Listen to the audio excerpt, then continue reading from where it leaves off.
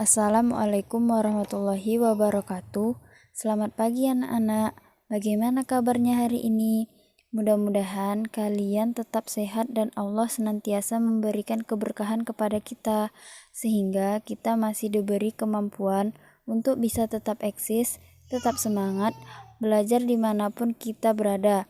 Dan mudah-mudahan Allah senantiasa meridhoi apa yang akan kita lakukan. Ibu berharap kalian sudah membaca zikir pagi hari atau tilawah Al-Quran, dan yang non-muslim berdoa sesuai keyakinan. Nah, materi kita hari ini yaitu tanah dan keberlangsungan kehidupan. Nah, setelah mempelajari materi hari ini, siswa dapat mengidentifikasi peran tanah bagi kehidupan sehari-hari, menyelidiki fungsi tanah dan keberlangsungan kehidupan, dan menyajikan hasil diskusi yang telah dilakukan.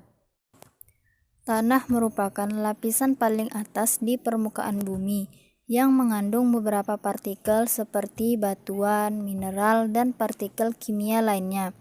Tanah juga mendukung pertumbuhan tanaman dengan mengikat akar dengan kuat dan menyimpan air dan nutrisi. Di samping itu, tanah juga merupakan rumah bagi berbagai macam organisme, baik yang terlihat secara kasat mata maupun yang tak terlihat.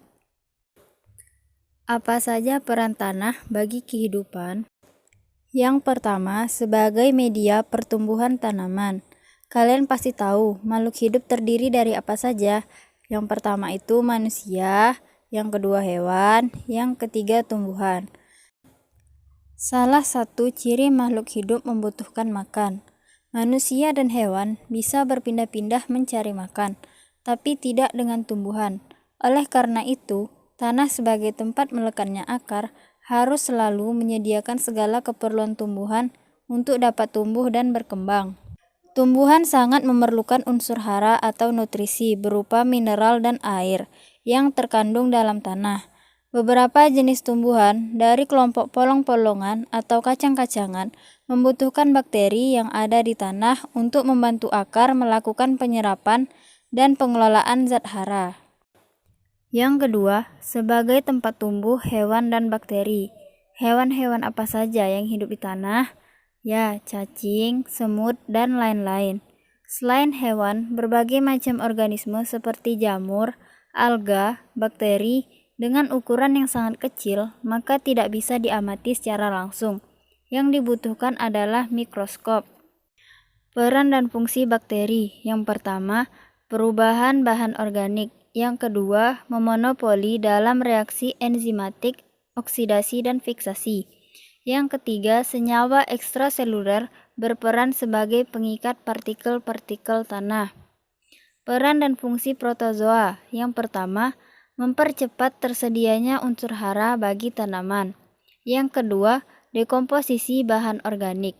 Yang ketiga, memangsa bakteri dan jamur.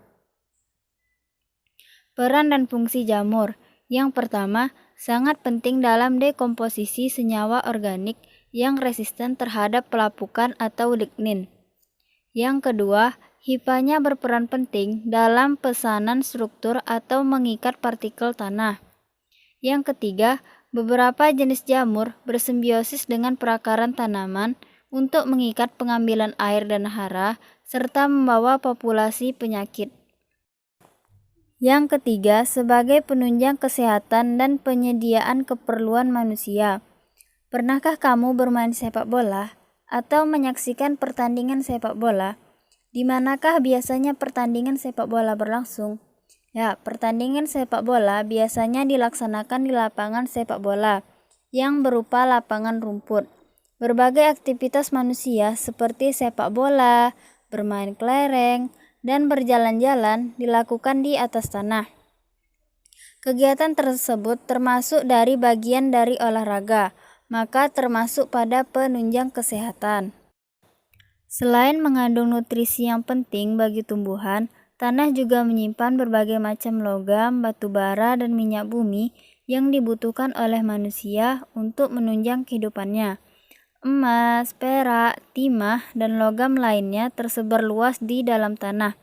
Sejumlah wilayah di Indonesia tanahnya mengandung logam-logam tersebut. Yang keempat, sebagai penyedia dan penyaring air.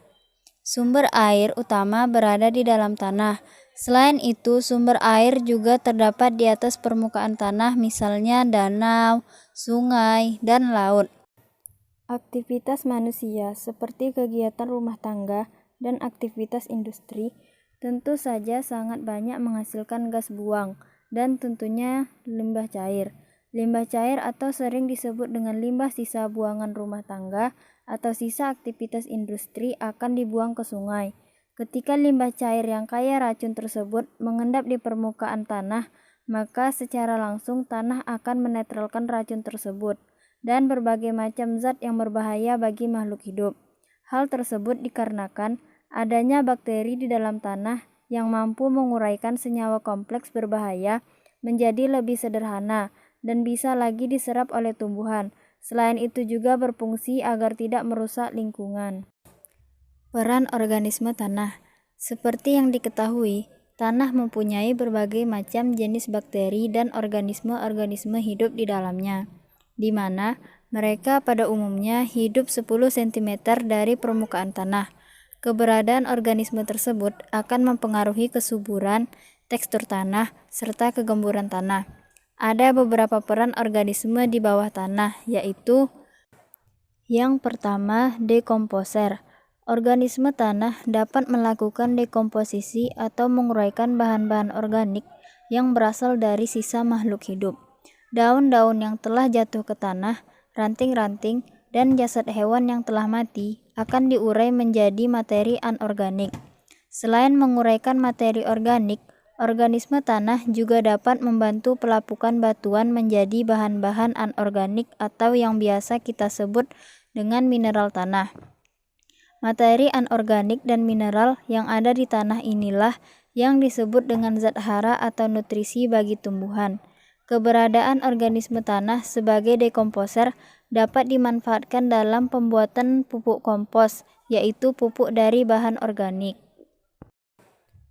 Yang kedua yaitu bereaksi kimia tanah.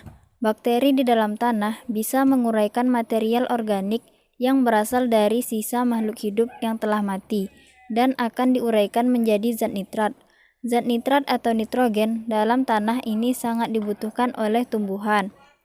Yang ketiga yaitu penguraian polutan di dalam tanah. Bakteri yang ada di dalam tanah akan berfungsi sebagai filter dan menguraikan zat kimia yang masuk ke dalam tanah akibat penggunaan pupuk anorganik secara berlebihan. Semakin banyak organisme di dalam tanah, maka akan semakin cepat aktivitas penguraian bahan kimia di dalam tanah. Yang keempat, pencegah penyakit tanah. Tanah dapat dikatakan memiliki kondisi normal apabila tanah memiliki senyawa organik dan aktivitas organisme yang tinggi. Pada saat itu, organisme tanah dapat melawan organisme penyakit yang masuk ke dalam tanah. Secara alami, organisme tanah memanfaatkan prinsip pengendalian biologis sehingga organisme yang mengganggu tanah dapat terkendali. Yang kelima, pemberi pengaruh pada tekstur tanah. Tanah dapat digolongkan menjadi beberapa jenis berdasarkan teksturnya, yaitu keadaan tingkat kehalusan tanah yang dipengaruhi oleh perbedaan komposisi kandungan pasir, debu, dan liat dalam tanah. Macam-macam tekstur tanah, misalnya tanah bertekstur halus atau tanah liat, tanah bertekstur sedang atau tanah lempung, dan tanah bertekstur kasar atau tanah pasir. Yang keenam, pengatur kegemburan dan struktur tanah. Struktur tanah dan kegemburan tanah memiliki keterkaitan. Organisme tanah juga mampu membuat pori-pori tanah, sehingga dapat menggemburkan tanah dan memungkinkan udara masuk ke dalam tanah atau areasi tanah. Pori-pori tanah dapat terbentuk karena adanya pergerakan organisme tanah seperti cacing tanah, lipan, dan kaki seribu. Pori-pori tanah berguna untuk meningkatkan penyerapan air oleh tanah.